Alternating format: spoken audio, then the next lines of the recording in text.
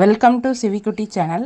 இன்றைக்கி அப்பள குழம்பு தான் செய்ய போகிறேன். இந்த சேனலை இப்போ தான் முதன்முறையாக பார்க்குறீங்கன்னா லைக் பண்ணுங்கள், ஷேர் பண்ணுங்கள், கமெண்ட் பண்ணுங்கள், முக்கியமாக சப்ஸ்கிரைப் பண்ணுங்கள். வாங்க வீடியோக்குள்ளே போகலாம். அப்பள குழம்பு செய்கிறதுக்கு நான் அப்பளத்தை வறுத்து எடுத்துக்கிறேன். நம்ம நார்மலான அப்பளத்தையே வறுத்து எடுத்துக்கலாம். அது பெருசாக இல்லாமல் அப்பளத்தை ரெண்டாக கட் பண்ணி பொரித்து எடுத்துக்கலாம். நான் ஒரு 6 அப்பளத்தை ரெண்டாக பிச்சு பொரித்து எடுத்துக்கிறேன். காய்கறி இல்லாத நேரத்தில் இந்த அப்பள குழம்பு செஞ்சு பாருங்கள், ரொம்ப டேஸ்ட்டாக இருக்கும். இப்போ அப்பளத்தையெல்லாம் பொரித்து எடுத்தாச்சு. நான் நல்லெண்ணெயில் தான் செய்ய போகிறேன். ஒரு 3 ஸ்பூன் நல்லெண்ணெய் சேர்த்துக்கிறேன். அது கூட அரை ஸ்பூன் கடுகு, 1/4 ஸ்பூன் வெந்தயம் சேர்த்து பொரிய விட்டுறேன். கடுகு வெந்தயமும் பொரிஞ்சதுக்கப்புறமா சின்ன பல் பூண்டு ஒரு 15 பூண்டு சேர்த்துக்கிறேன்.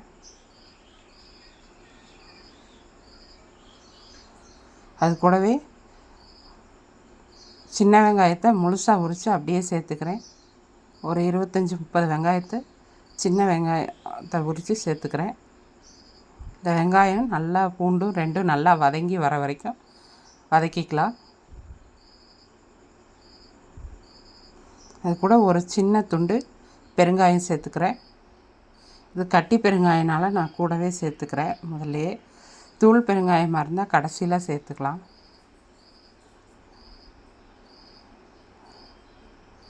இப்போ ஒரு கொத்து கருவேப்பிலை சேர்த்து வதக்கிக்கலாம். கடுகு போட்டதுமே கருவேப்பிலை சேர்த்தோம்னா எண்ணெயெல்லாம் தெறிக்கும். அதனால் இந்த ஸ்டேஜில் சேர்த்துக்கிறேன். இப்போ வெங்காயமும் பூண்டு நல்லா வதங்கிருச்சு. அது கூட ஒரு பெரிய தக்காளி ஒன்று பொடியாக நறுக்கி சேர்த்து நல்லா வதக்கிக்கிறேன். தக்காளி நல்லா மசிஞ்சு வர வரைக்கும் வதக்கிக்கலாம்.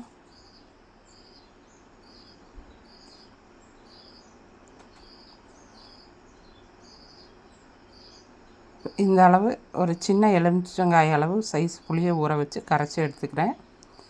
இப்போது இந்த ஸ்டேஜில் நம்ம குழம்பு மிளகாய் பொடி சேர்த்தணும். இப்போ நான் சேர்த்தாமல் விட்டதுனால பின்னாடி சேர்த்துக்கிறேன். இப்போ கரைச்சி வச்ச புளி கரைசலை சேர்த்துக்கிறேன். இப்போ மிளகாத்தூள் வெங்காயம் வதங்கும் போதே சேர்த்துருக்கணும். நான் சேர்க்காதனால தண்ணியில் கரைச்சி சேர்த்துக்கிறேன். ஒரு 3 ஸ்பூன் குழம்பு மிளகாய் பொடி இல்லைன்னா சாம்பார் பொடி சேர்த்திங்கன்னா ரொம்ப நல்லா டேஸ்ட்டாக இருக்கும். இப்போ புளி கரைசல், இந்த மிளகாத்தூள் எல்லாம் ஊற்றிட்டு தேவையான அளவு தண்ணி ஊற்றி இந்த குழம்புக்கு தேவையான அளவு உப்பையும் சேர்த்து கலந்து விட்டுக்கலாம்.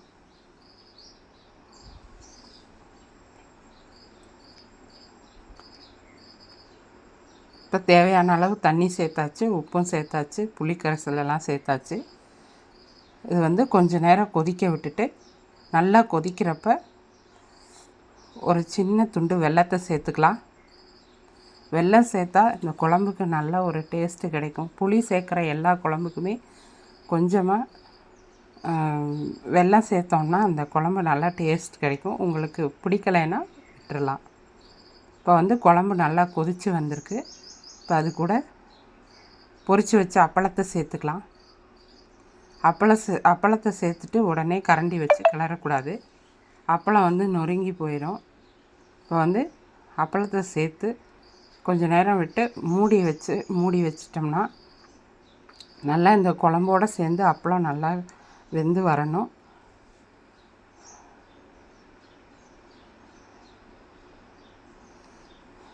இப்போ எல்லா அப்பளத்தையும் சேர்த்தாச்சு. மூடியை போட்டு மூடி வச்சுருவோம். ஒரு 5 நிமிஷம் கழித்து திறந்து பார்த்துடலாம். இப்போ அப்பளம் நல்லா இந்த குழம்போடு சேர்ந்து வெந்து ஊறி வந்திருக்கு.